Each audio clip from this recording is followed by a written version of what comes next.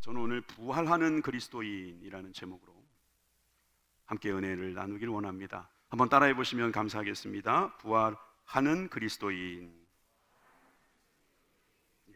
부활하신 예수님은 여러분들이 이미 많이 알고 계시고, 지난 일주일 동안 우리가 십자가를 묵상하면서 부활하실 주님을 우리가 바라보았습니다. 사실 부활에 큰 기쁨이 우리 가운데 있습니다. 그리고 그 부활의 기쁨 중에 많은 부분은 우리도 부활할 것이라는 기대감 때문입니다. 여러분, 이 기대가 오늘 말씀을 통해서 충만하시기를 바랍니다.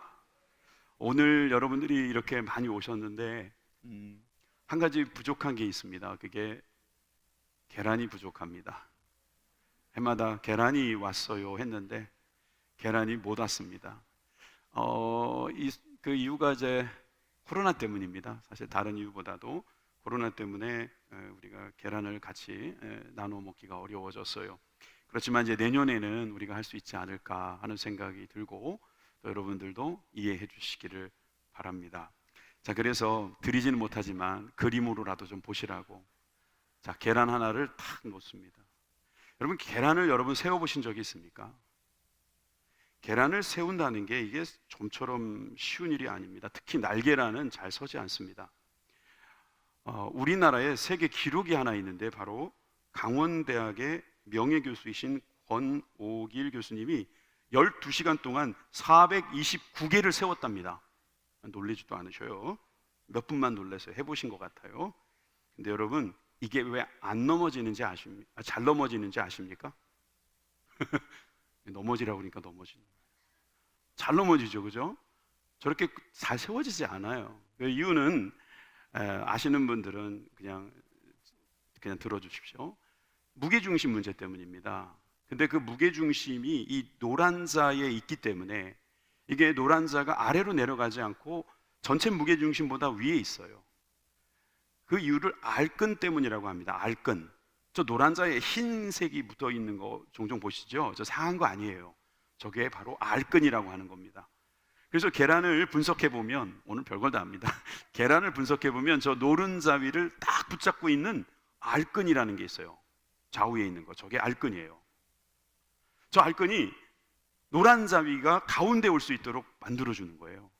그러니까 우리가 세우려고 그러면 노란자위가 중심에 있으니까 자꾸 넘어지는 겁니다. 그럼 어떻게 하면 세울 수 있을까요?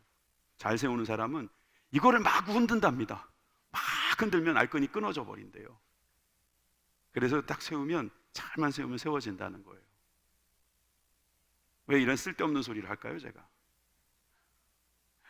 쓸데없는 게 아니죠. 왜냐하면 이게 정말 하나님의 놀라운 계획과 신비라는 거예요.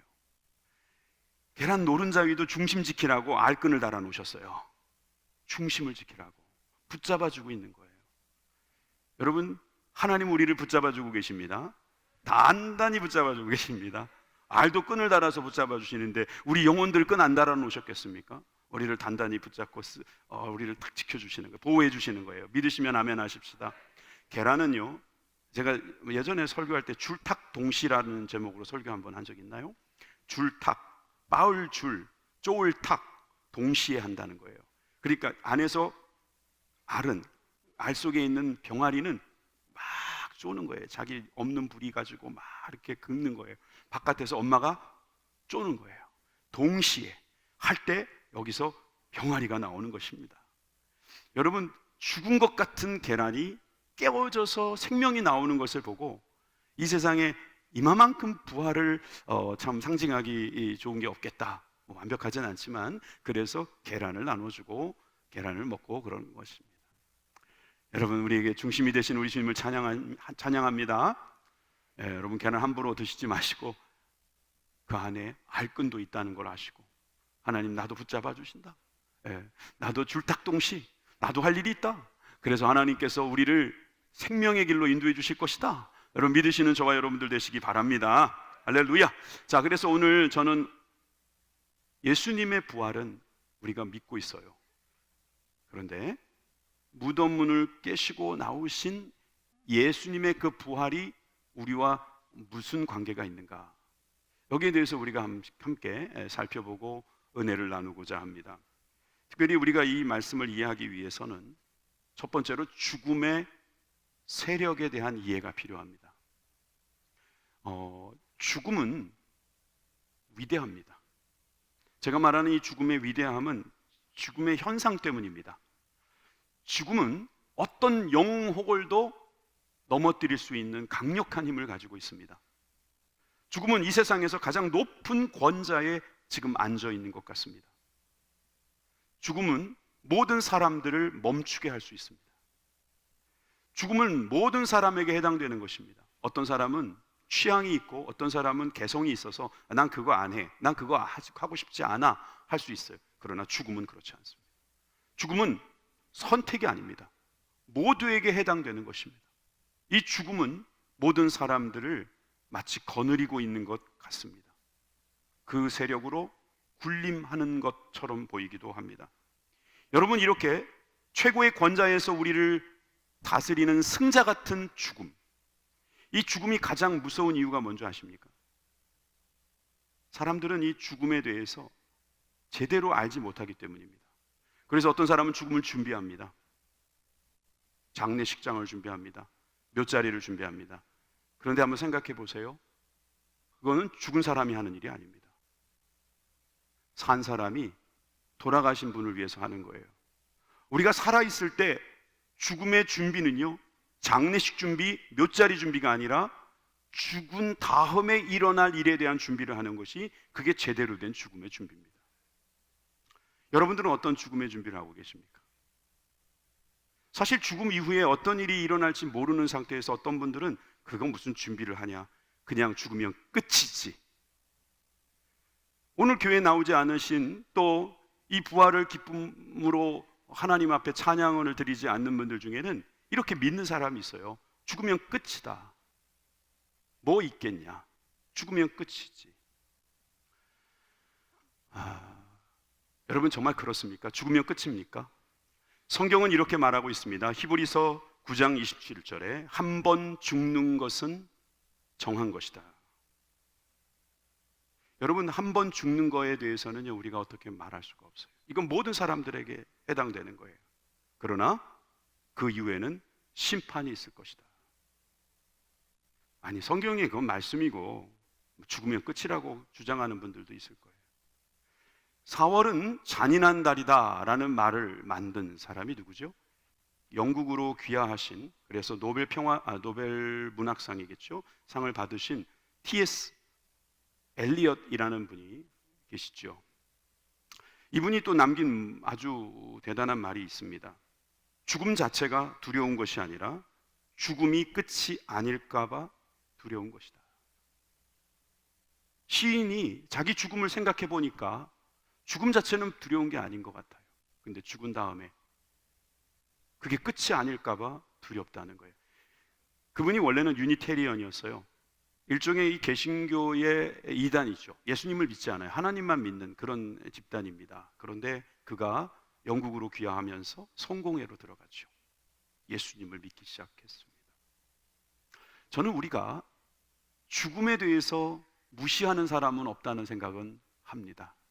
그러나 죽음 이후에 우리들의 삶이 어떠할지를 모르는 사람들이 이 세상에 너무나 많습니다. 그러나 성경은 말씀하고 있습니다. 죽음 이후에는 심판이 있을 것이다.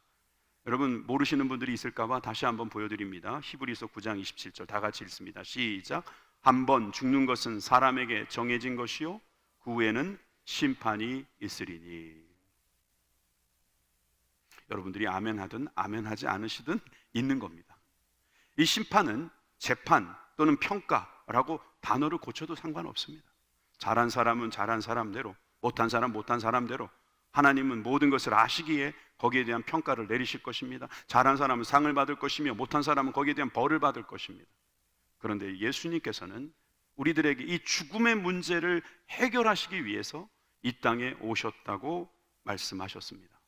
이 내용을 알고 있는 사람들이 당시에 많이 있었습니다. 예수님이 죽으실 때, 십자가에 못 박혀 달려 계실 때 좌우에 있었던 사람도 마찬가지였습니다.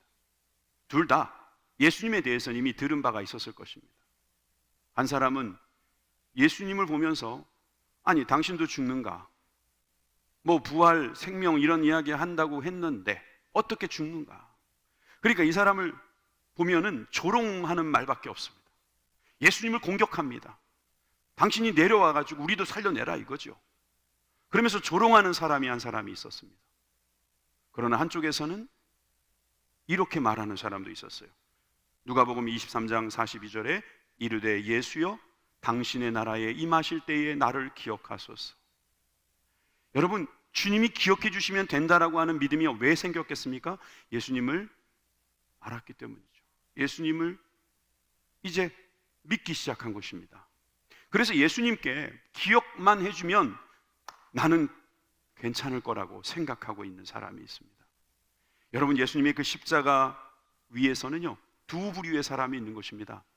예수님에 대한 내용을 들었습니다. 그런데도 안 믿고 예수님의 부활이니 뭐니 조롱하는 사람이 있는가 하면, 한쪽은 예수님이 가시는 그 길 나도 가겠습니다, 나도 거기에서 기억되기를 원합니다, 이런 사람이 있는 거예요. 자, 예수님이 뭐라고 말씀하십니까? 43절입니다. 예수께서 이르시되 내가 진실로 내게 이르노니 오늘 내가 나와 함께 낙원에 있으리라.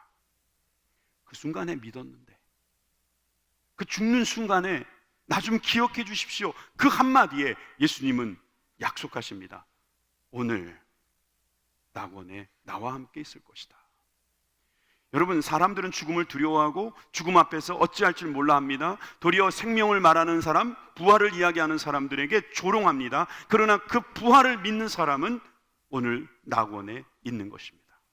낙원에 들어가는 사람과 그렇지 않는 사람의 차이는 바로 이 죽음의 세력 앞에서 자신을 어디다 두느냐, 여기에 달려 있다고 볼 수 있습니다. 기독교는 십자가의 종교라고 말합니다. 그런데 십자가의 종교만은 아닙니다. 부활이 없는 십자가는 의미가 없습니다. 십자가와 부활은 항상 같이 가야 합니다. 십자가가 없는 부활도 문제가 있습니다. 십자가와 부활은 그래서 심장입니다. 심장. 기독교의 심장입니다. 여러분, 십자가는 상징할 수 있는 이렇게 나무가 있지만 무덤은 상징할 만한 게 없어요. 빈 무덤을 들고 다니기 얼마나 힘들겠습니까? 여러분, 그래서 우리가 십자가만이 우리 예수님을 상징하는 것이라고 착각하시면 안 됩니다. 예수님은 십자가를 지나서 부활하셨습니다. 이 부활의 주님을 믿으시기 바랍니다. 여러분, 이 부활이 바로 죽음이 아무리 세력을 가지고 있어도 이길 수 있는 권세라고 말씀드릴 수 있습니다. 그래서 두 번째로 우리는 부활의 권세에 대해서 함께 살펴보기를 원합니다. 예수님께서 죽으실 때 무슨 말씀을 하셨는지, 그것을 가상칠언이다 해가지고 7가지 이야기가 있어요. 그 중에 하나가 예수님께서 다 이루었다 하는 말씀이 있어요. I paid it all. 난 다 지불했다 이 말이에요. 테텔레스타이. 우리가 가지고 있는 모든 죄값을 예수님께서 다 이루었다. 여러분, 세상에 어떤 사람이 죽으면서 다 이루었다고 하고 죽습니까? 여러분, 우리는, 인간들은 다 이룰 수가 없습니다.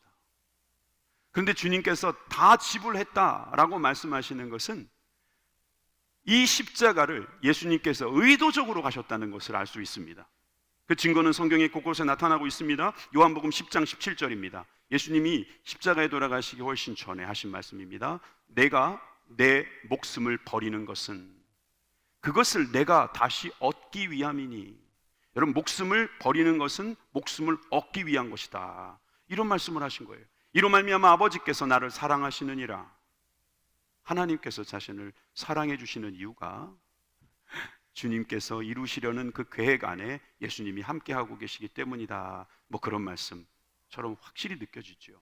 그런데 그 다음 말씀이 참으로 압권입니다. 18절 말씀 다 같이 읽겠습니다. 시작. 이를 내게서 빼앗는 자가 있는 것이 아니라 내가 스스로 버리노라.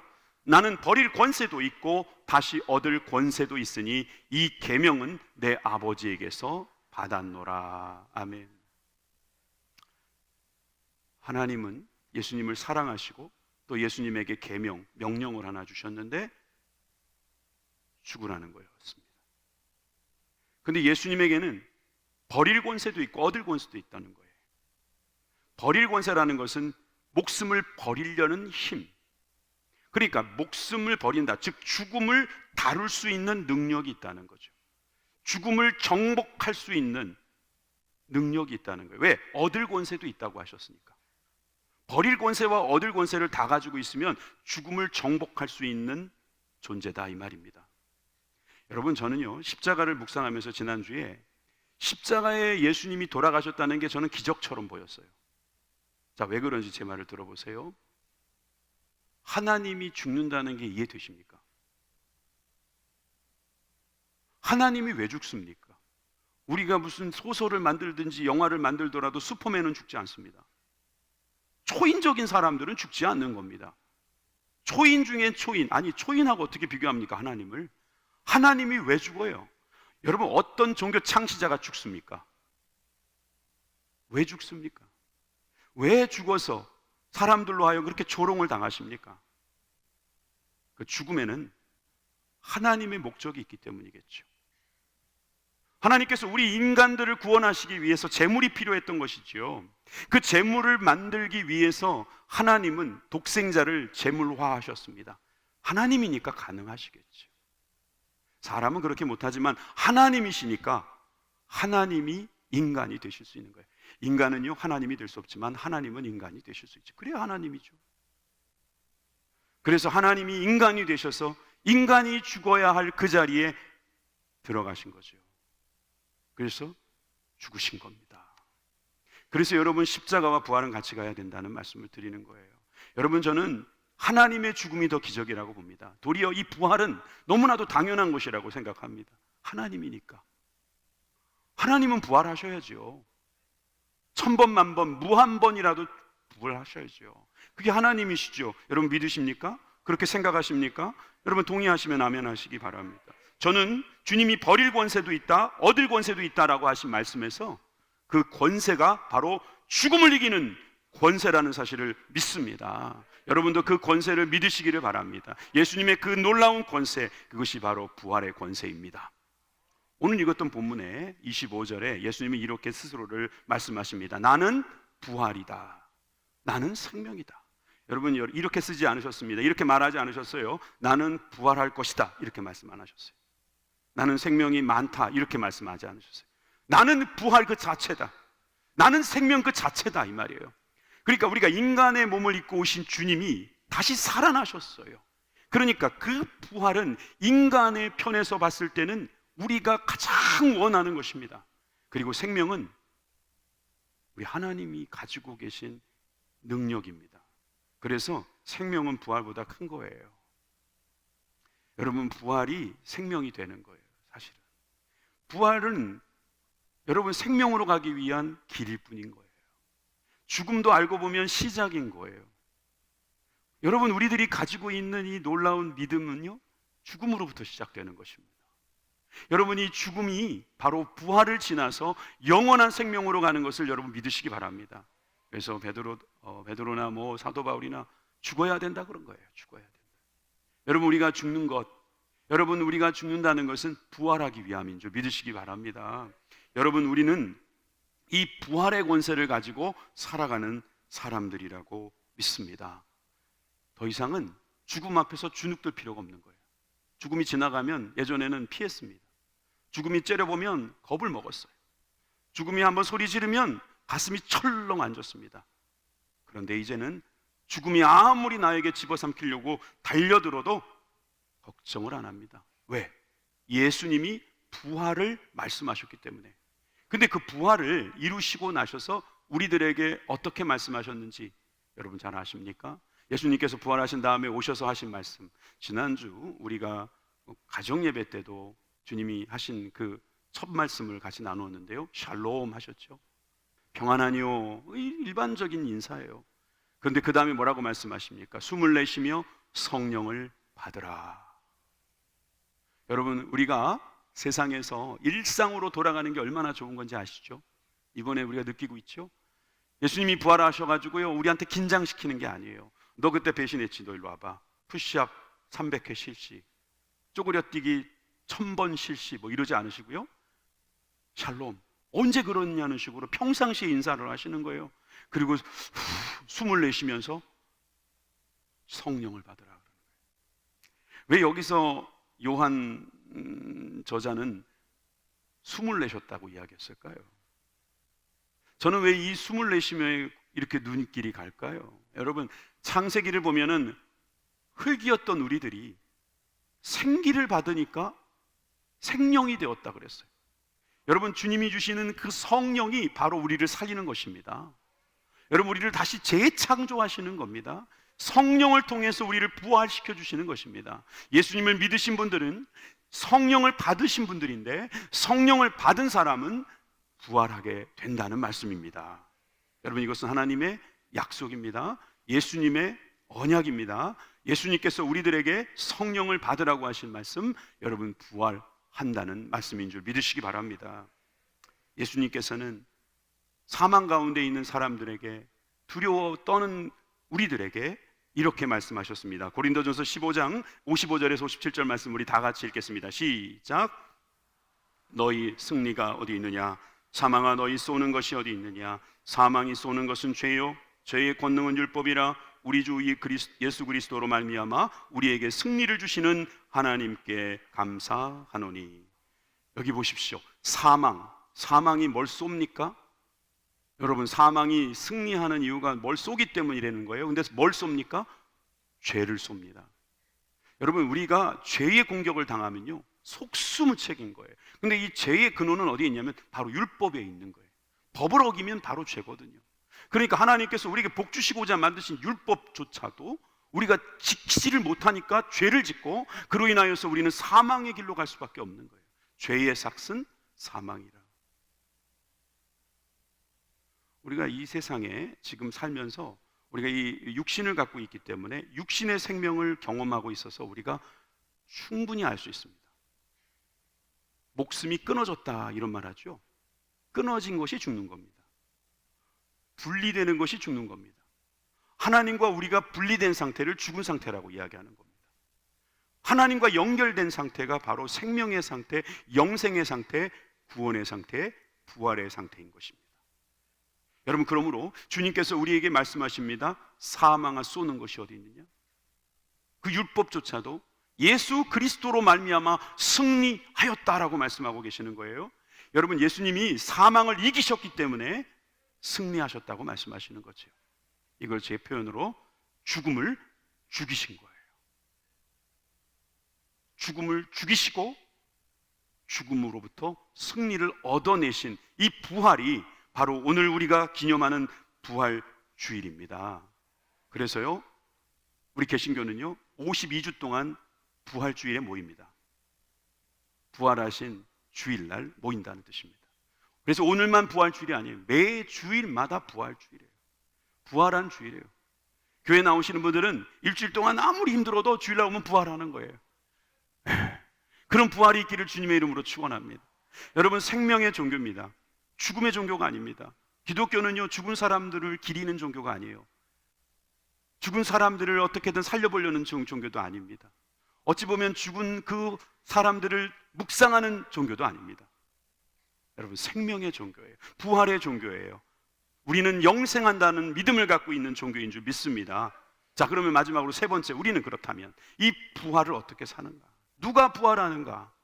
여러분, 누가 부활하는 것입니까? 여러분, 예수님이 부활하셨는데 그 다음에 누가 부활할까요? 바로 우리 그리스도인들이 부활해야 되겠죠. 누구를 그리스도인이라고 부를 수 있는가? 그런 질문이 되기도 하겠죠.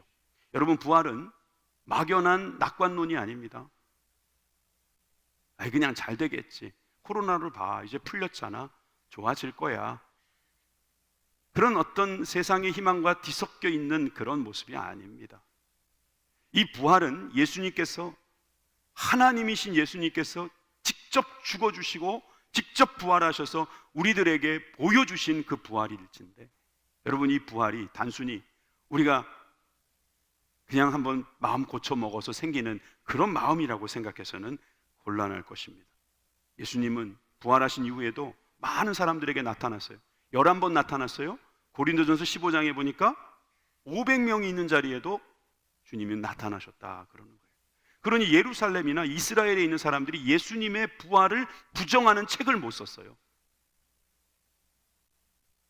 여러분, 제가 오늘 이 짧은 시간에 부활의 증거 얼마든지 여러분들에게 보여줄 수 있어요. 그런데 그거보다 누가 부활하느냐? 여러분, 저와 여러분들이 부활해야 되잖아요. 여러분, 우리가 부활의 생명이 있다고 믿잖아요. 왜 우리가 이렇게 부활할 수 있는가? 여기에 대해서 우리가 함께 은혜를 받자는 겁니다. 먼저 로마서의 말씀을 함께 같이 읽겠습니다. 4장 25절입니다. 자, 같이 시작. 예수는 우리가 범죄한 것 때문에 내줌이 되고 또한 우리를 의롭다 하시기 위하여 살아나셨느니라. 이 말씀 참 좋지요? 한 번만 더 읽습니다. 시작. 예수는 우리가 범죄한 것 때문에 내줌이 되고 또한 우리를 의롭다 하시기 위하여 살아나셨느니라. 십자가와 부활이 동시에 들어있는 아주 좋은 말씀입니다. 아주 은혜로운 말씀이고, 여러분, 우리가 이 말씀 붙들고 살아야 될 줄 믿습니다. 우리가 범죄한 것 때문에 주님은 십자가에 죽으신 거고요, 우리를 의롭다 하시기 위해서 부활하신 거예요. 물론 우리가 죄값은 십자가에서 다 지불이 됐을 겁니다. 근데 여러분, 한번 생각해 보세요. 예수님이 죽으셨어요. 우리 마음속에 있는 그 죄송함과 부끄러움은 어떡하고요? 그게 생명입니까? 그게 기쁨입니까? 고마운 건 있겠는데 나 때문에 예수님이 죽으셨어요. 예수님만 생각하면 얼마나 미안하고 죄송하고 부끄럽겠어요. 그죠? 근데 너무 감사하게도 예수님이 부활하신 거예요. 할렐루야. 이 부활은요, 죽음을 죽이는 부활이라 그랬잖아요. 그러니까 더 기쁜 거예요. 내 문제도 해결됐지만 내 문제를 해결하신 분이 누구라고요? 하나님이라는 사실입니다. 제가 여러분들 위해서 죽어줘도 한 분밖에 못 죽어드려요. 그것도 한 가지 죄 때문에 밖에 죽어드릴 수가 없지요. 그러나 하나님이시니까 몇 사람하고 바꿀 수 있겠습니까? 하나님이시니까 몇 번의 죄와 바꿀 수 있겠습니까? 할렐루야. 하나님이시니까. 여러분, 그래서 주님께서 우리를 의롭다 하시기 위하여 부활해 주신 거예요. 여러분, 우리가 의롭다는 것을 부활하신 예수님으로부터 들으시기 바랍니다. 너는 이제 의롭다 칭함을 받았으니 과거의 죄를 이제 주님 앞에 다 고백했고 용서받았다면 부활의 소망으로 살아라. 이 말씀으로 우리가 용기를 얻습니다. 오늘 읽었던 본문에 보면 그 전후의 문맥을 좀 알 필요가 있다는 생각 들지 않습니까? 이거 굉장히 유명한 말씀이잖아요. 근데 이 말씀을 저는 이렇게 말씀드리고 싶어요. 영화로 말하면 티저, 예고편이라고 말할 수 있어요. 예수님이 십자가에 죽으시기 전에 부활을 먼저 한번 보여주신 거예요. 예고편. 어디로 오신 거냐면 베다니로 오신 거예요. 베다니 기억나시죠? 베다니에 가셨을 때 거기에 나사로가 죽어 있었습니다. 사실 먼저 소식이 갔습니다. 빨리 오셔야지 나사로를 살릴 거라는 생각들이 많았습니다. 그런데 예수님께서 웬일로 좀 지체하시는 듯합니다. 아닌 게 아니라 나사로가 죽어버렸습니다. 장례식을 치르고 있었습니다. 거기에 있었던 마르다는 아주 솔직합니다. 예수님께 자기의 본색을, 그냥 자기의 본심을 드러낼 수밖에 없었던 것 같아요. 그래도 예수님이 오셨으니까 뭔가 해주실 거라는 생각이 들어서 뭐라고 말하는지 한번 보십시오. 22절입니다. 그러나 나는 이제라도 주님께서 무엇이든지 하나님께 구하시는 것을 하나님이 주실 줄을 아나이다. 예수님, 어떻게 좀 해보세요. 하나님께 한번 구해보세요. 난 그거는 알고 있어요. 예수님이 그런 능력이 있는 거 저는 알아요. 이렇게 말을 하는 거예요. 예수님이 그걸 보시고 뭐라고 말씀하십니까? 23절, 예수께서 이르시되 내 오라비가 다시 살아나리라.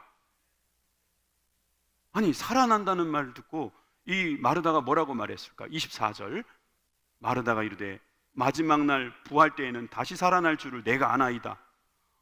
여러분, 이 말씀을 잘 들어보면요, 교리적으로 알고 있다는 거예요. 마지막 날의 부활은 하나님의 백성들에게 다 있다는 거예요. 바리새인들도 부활은 믿었어요. 사두개인은 안 믿었잖아요. 여러분, 부활을 믿는 마리아, 근데 지금 나사로가 여기서 산다는 건 안 믿는 거예요. 그러니까 알고 있는 게 뭐냐 하면 교리예요. 알고 있는 게 그냥 지식적으로 알고 있는 거예요. 여러분, 이렇게 압니다를 거듭 반복할 때 예수님께서 바로 오늘 읽었던 그 본문을 주신 거예요. 25절입니다. 25절, 예수께서 이르시되 나는 부활이요 생명이니 나를 믿는 자는 죽어도 살겠고 무릇 살아서 나를 믿는 자는 영원히 죽지 아니하리니 이것을 내가 믿느냐. 아느냐가 아니라 믿느냐예요. 믿느냐. 하나님이 계신 거 압니다. 하나님의 능력도 압니다. 하나님께서 언젠가 우리 부활시켜 줄 것도 압니다. 아니, 교회가 좋은 거 압니다. 우리 부모님 나를 사랑하는 건 압니다. 여러분, 아는 것은 믿는 거하고 완전히 다릅니다. 많은 사람들이 아는 것을 믿는 줄 압니다. 왜 기적이 일어나지 않습니까? 알기만 하니까 그렇습니다. 믿지 않으니까 안 일어나는 겁니다. 남의 기적은 알아요. 근데 나의 기적은 몰라요. 안 믿으니까 모르는 거죠. 그래서 주님은 아느냐가 아니라 믿느냐로 물어보시는 거예요. 믿느냐. 우리가 믿으면 두 가지 배짱이 생깁니다. 자, 보세요. 두 가지 배짱. 죽어도 살겠고 영원히 죽지 아니하리라. 따라해 보세요. 죽어도 살겠고 영원히 죽지 않는다. 좀 더 자신만만하게 말해 보시겠어요? 자, 시작. 죽어도 살겠고 영원히 죽지 않는다. 누가 딱 물어보면 죽어도 살겠고 난 영원히 죽지 않는다. 첫 번째, 죽어도 살겠고는 우리 생명이 끊어져도 우리는 살 것이라는 거고, 우리가 지금 믿었기 때문에 주님과 연합된 것이 영원히 끊어지지 않는다.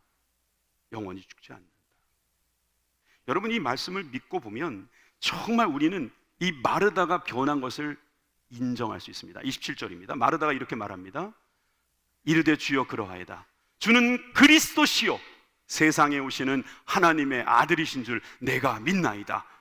완벽한 신앙 고백을 해버리는 거예요. 거기서 이제는 아나이다가 아니라 내가 믿나이다. 할렐루야. 나사로가 살아났습니다.